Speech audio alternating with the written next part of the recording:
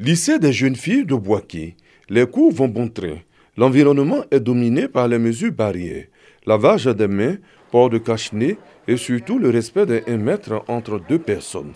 C'est justement pour soutenir cette nouvelle réalité que le conseiller technique du Premier ministre chargé de la promotion de la jeunesse, de l'emploi des jeunes et du service civique est en tournée dans quelques établissements de Boaké.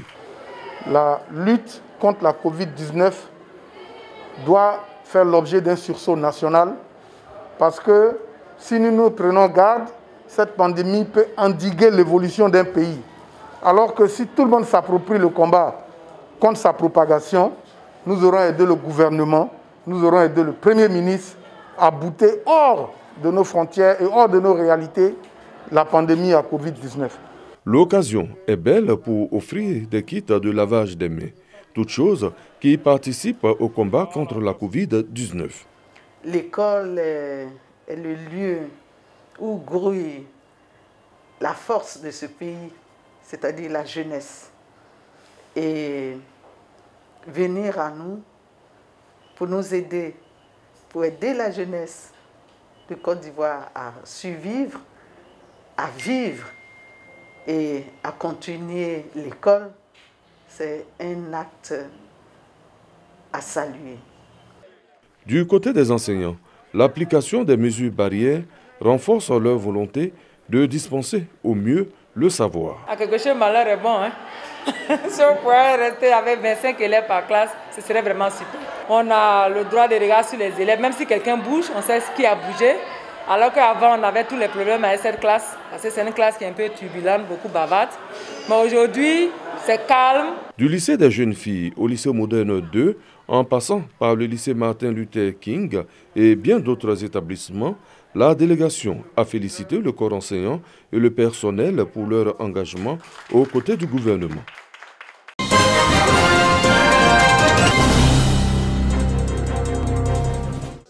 Des dons en vivres, riz, huile, pâtes alimentaires, etc.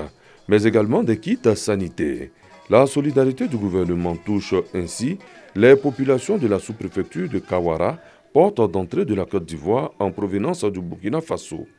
Il s'agit pour le ministère de la Solidarité, de la Cohésion sociale et de la lutte contre la pauvreté de soutenir ces populations en cette période de pandémie de la Covid-19. Ces dons réceptionnés par le conseil régional du Tchologo sont ainsi remis par les élus et le corps préfectoral de Ouangolodougou. Cette sous-préfecture mérite d'avoir beaucoup d'attention particulière. Cette zone frontalière, si elle gagne le combat de la Covid-19, nous pensons que le reste des villes y lanceraient ainsi. Au nom de cette population, nous disons merci à l'État de Côte d'Ivoire. La pandémie a un impact important sur la vie des populations. Le gouvernement, donc conscient de cette situation, a décidé donc d'appuyer les populations vulnérables en leur apportant des vivres et des non-vivres pour leur permettre donc de tenir le coup. Des populations heureuses de recevoir le soutien du gouvernement en cette période difficile. Cette cérémonie de partage a été une occasion pour les émissaires du ministre des Affaires présidentielles, Téné Birahima Ouattara, président du conseil régional du Tchologo, d'inviter les populations de Kawara au respect strict des mesures barrières et d'éviter surtout de braver la mesure de fermeture des frontières terrestres. La sous-préfecture, il faut le savoir, est à moins de 15 km du Burkina Faso.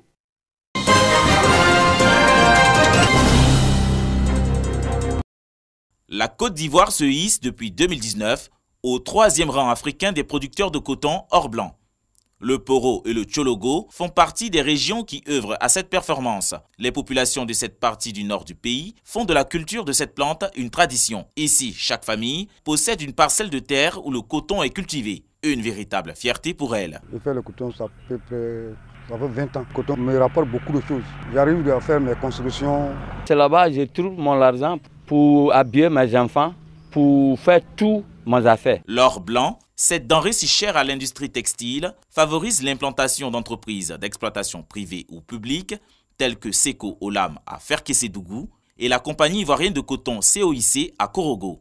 À l'avènement de la pandémie du coronavirus, ces entreprises mettent en place de nouvelles stratégies pour préserver la vie des employés, les emplois et mettre à l'abri les producteurs de tout besoin financier. Donc nous avons un système de lavage des mains ici avec le savon liquide et le gel pour tous les piétons qui accèdent au site.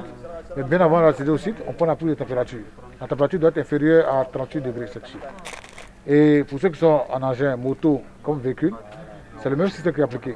La prise de température et puis on lève un peu de gel dans la main pour se désinfecter avant de pouvoir avoir accès à l'eau. Avec la proactivité de tous les collègues, on a pu réaménager nos temps de travail, nos dispositifs de travail pour pouvoir répondre quand même à la demande de nos partenaires que sont les producteurs. On a eu recours aux banques. Les banques nous ont permis de soulager un tout petit peu la trésorerie, mais j'avoue que pour le moment, c'est difficile. En Côte d'Ivoire, la pandémie occasionne la fermeture des frontières terrestres, maritimes et aériennes le 22 mars dernier à minuit.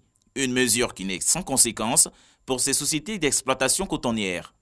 Arrêt des exportations des balles de fibres de coton vers l'Europe et l'Asie, créant ainsi le ralentissement de toutes leurs activités avec des conséquences multiples. Avec le confinement, nous n'avons pas pu exporter notre production.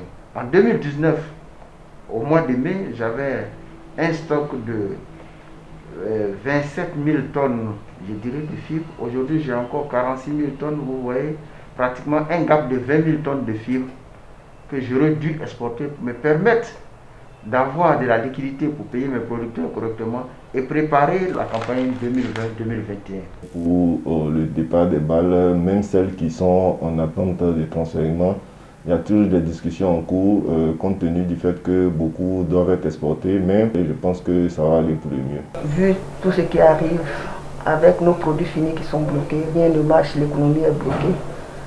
Nous avons peur qu'un jour on nous remercie, qu'on nous dise de faire, nous mettre au chômage technique. À cela viennent s'ajouter d'énormes pertes d'argent, mais aussi des risques qu'engendre le stockage des balles à long terme. Le premier risque, c'est sur la qualité. Parce que nous sommes dans la période de pluie, donc toute infiltration d'eau dans les balles de coton risque de dégrader la qualité du coton. Ça, c'est un premier facteur qui vraiment nous pose beaucoup de problèmes dans cette période-là. Le coton aussi, le coton est une matière très inflammable. Il faut une surveillance de l'équipement de lutte contre l'incendie. Donc nous sommes obligés de mobiliser le personnel pour pouvoir faire toujours les rondes quotidiennes.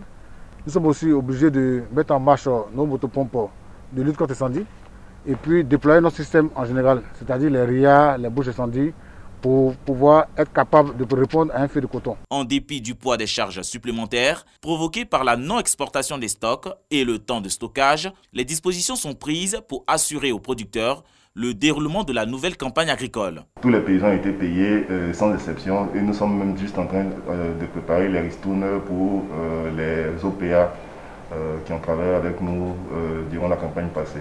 Comme le coton n'a pas bien reçu cette année, j'ai trouvé 9 tonnes. En tout acheté, on m'a tout payé aussi. Nos patrons ont eu des problèmes à cause du coronavirus. Nous les paysans, en tout cas, nous n'avons pas eu de problème. C'est que nos doigts, en tout cas, nous avons tout payé. Les producteurs de Namboka, département de Ferkessédougou, quant à eux, sont aux préparatifs pour les semis sans se soucier. Nous préparons le terrain pour la semence de cette année. Les femmes sont en train de ramasser les tiges de coton, les anciennes tiges qui sont de l'année passée, pour les rassembler. On nous dit de ne pas brûler, on les rassemble et puis on met des produits là-dessus, ça devient fumé, on rejette dans les champs, ça devient engrais. Ici, dans ce travail, pas de place pour la discrimination entre genres. Les femmes, en tout cas, ils nous aident pour qu'on s'avance. Voilà, en tout cas, ils jouent des rôles très bien même. On se rassemble pour travailler. En matière de culture de coton, la bonne pluviométrie demeure incontournable pour les semences et la réussite de la campagne pour les différents acteurs. Cette année, la semence est très bonne. Nous avons fait des germinations. En tout cas, nous avons des bons tests de germination. Donc s'il pleut correctement, les paysans n'auront pas de problème.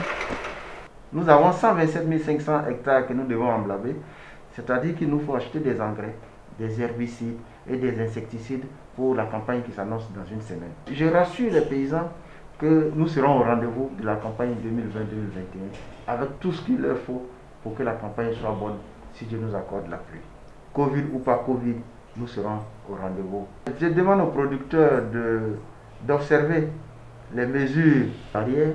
Alors que commencent les semis de la première décade, 100 000 tonnes de coton-fibre sont toujours bloquées sur les parcs des entreprises cotonnières visitées. Un manque à gagner pour elles et une grosse perte pour l'économie ivoirienne. La Covid-19 menace ces entreprises et la politique de lutte contre la pauvreté prend du plomb dans l'aile.